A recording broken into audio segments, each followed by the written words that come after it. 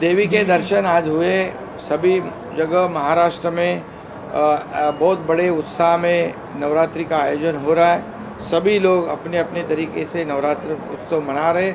हमारी सरकार ने सभी निर्बंधों से मुक्त ये त्यौहार किए हुए पिछले 9 दिन से पूरी तरह सभी जगह पर ये देवी भक्त बड़े उत्साह में त्यौहार मना। मैंने भी हमारे परिवार और मेरे कार्यकर्ताओं के साथ आज दर्शन लिया है, आरती की हुई है और सब जगह महाराष्ट्र में ऐसा ही माहौल है।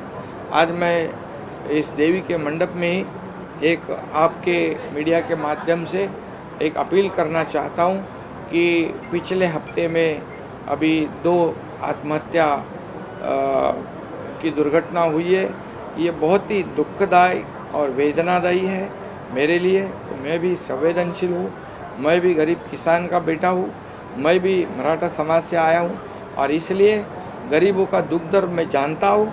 और जो आत्महत्या हुई है उनके जो परिवार है, परिवार के बारे में मैं संवेदना व्यक्त करता हूँ, शोक प्रकट करता हूँ। और मैं इतना ही कहूँगा, जो मराठा समाज के जो युवक है उन्होंने ये अंतिम पर्याय की तरफ न जाए, क्योंकि ये किसी को भी किसी के भी फायदे का नहीं है। और अपने हर एक जो युवा है उसने अपने परिवार की याद करनी चाहिए, अपने बच्चों को याद करना चाहिए, अपने माँ बाप को याद करना चाहिए। और इसलिए ऐसा कदम ना उठाए जो समाज के लिए और उनके परिवार के लिए दुखदायक हो। और इसलिए मराठा समाज को आरक्षण देना ये सरकार की जिम्मेदारी है, उसके ऊपर हम काम कर रहे हैं। 13 अक्टूबर को सुप्रीम कोर्ट में चीफ जस्टिस साहब और उनकी बेंच ने जो क्यूरेटिव पिटीशन जो है वो दाखिल करके ली हुई है, उसमें उन्होंने कहा है कि ड्यू प्रोसेस में इसको हम लिस्ट करेंगे और सुनेंगे। ये बहुत बड़ा एक दिलासा हम कहेंगे एक मराठा समाज के लिए है। और जो मराठा समाज का आरक्षण जो सुप्रीम कोर्ट में रद्द हुआ था, हमारी सरकार ने, देवेंद्र जी जब मुख्यमंत्री थे मैं भी उनके साथ था, हमारी सरकार ने मराठा समाज को आरक्षण दिया था और वो हाई कोर्ट में कंफर्म हुआ था। लेकिन दुर्भाग्यवश सुप्रीम कोर्ट में रद्द हुआ। लेकिन वहाँ जो प्रेजेंट करना था कि मराठा समाज कैसे बैकवर्ड है, ये वहाँ पर जो त्रुटियाँ खामियाँ जो हुई अभी नहीं होगी। हम बराबर से मराठा समाज कैसे बैकवर्ड है ये पूरी तरह प्रेजेंट करेंगे कोर्ट में। हमारे जो एडवोकेट है, सीनियर एडवोकेट है, काउंसिल है, और मुझे विश्वास है कि मराठा समाज को आरक्षण देने के लिए हमें सुप्रीम कोर्ट की जो हमारी क्यूरेटिव पिटीशन है वो बहुत ही लाभदायक हो सकती है।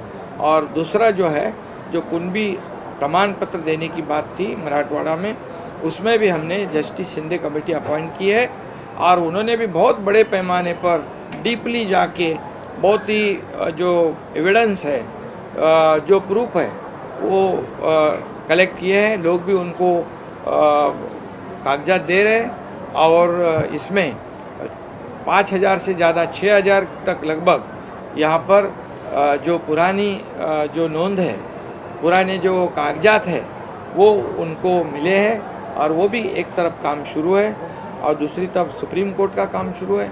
तीसरी तरफ जो है जो लाभ मराठा समाज को देने, जो ओबीसी के तरह जो लाभ देना है वो भी उनको हम लाभ दे रहे हैं। उसको उसमें भी सरकार ने बड़े पैमाने पर जो उनको लाभ देना है वो देने का काम उधर वहाँ शुरू है। और मैं ये भी कहूँगा, जब 3800 जो अधिसंख्य पद जो थे, सुपर न्यूमररी पोस्ट जो है, सुपर न्यूमररी पोस्ट क्रिएट करने के बाद वो जो देने का जब निर्णय लिया तभी यही एकनाथ शिंदे था। इसलिए मेरा शब्द है कि मराठा समाज को आरक्षण देना ये हमारी सरकार की जिम्मेदारी है और ये एकनाथ शिंदे का शब्द है। मैं झूठ बोलकर इसकी भी दिशाभूल नहीं करूँगा, लेकिन मराठा समाज को आरक्षण देना ये हमारी जिम्मेदारी है। लेकिन थोड़े सब्र करना मराठा समाज के युवाओं ने ज़रूरी है। शपथ आपण शब्द दिलाय तुम्ही? हाँ, ये तो मैं शब्द देवी माता के मंडप में दे रहा हूँ और आपको पता है कि मैं झूठ बोलकर समय निकालने वाला कार्यकर्ता नहीं हूँ। मैं भी सामान्य परिवार से आया हूँ और मैं सामान्य परिवार का दुख दर्द जानता हूँ। इसलिए मैं किसी को भी ऐसा झूठा वादा देकर या फिर जैसे आरक्षण देना फिर रद्द होना, ये कानून पे नियम के अनुसार ये पूरी तरह टिकाऊ होना चाहिए।